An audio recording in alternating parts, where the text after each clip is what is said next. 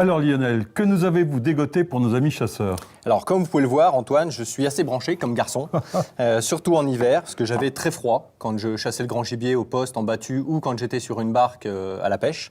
Je ne suis pas le seul, visiblement, car vous êtes nombreux à nous téléphoner en hiver pour savoir s'il existe des vêtements vraiment très isolants. Donc, j'ai fait des recherches, et c'est du côté des motards que j'ai trouvé mon bonheur, avec des accessoires chauffants. Alors, comment cela fonctionne? Alors là, par exemple, j'ai un gilet. Voilà, où il y a deux grandes plaques sur le devant et une plaque sur le derrière, donc qui sont des résistances et qui sont chauffantes et dont on peut régler en fait la température avec des petites télécommandes. Voilà, ça c'est la batterie et la température se règle.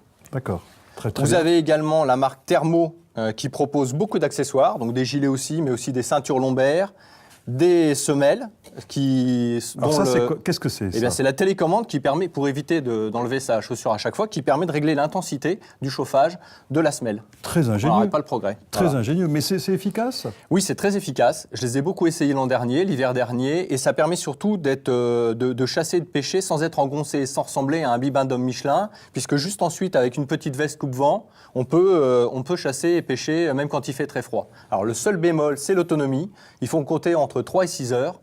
Donc n'hésitez pas, voilà, la plupart des produits sont vendus avec des batteries supplémentaires. N'hésitez pas à prendre une batterie supplémentaire. Alors là, franchement, ingénieux.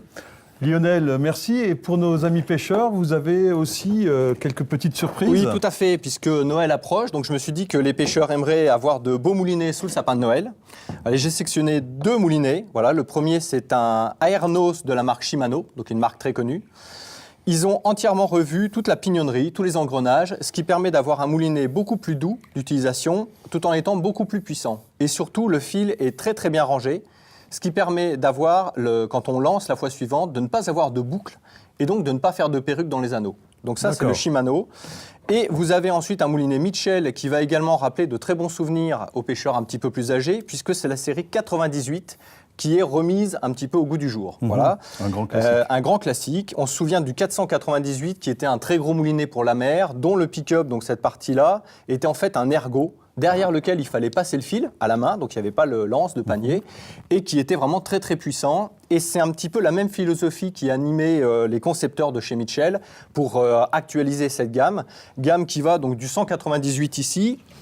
Il y a le 298, donc vous imaginez la taille du 498, voilà, c'est déjà un beau bébé. Un beau bébé pour la mer. Ils sont, voilà, pour la mer. Alors c'est également très bon pour pêcher le silure, mais c'est vraiment des moulinets très puissants, très bien conçus et d'un super rapport qualité-prix. Lionel, merci.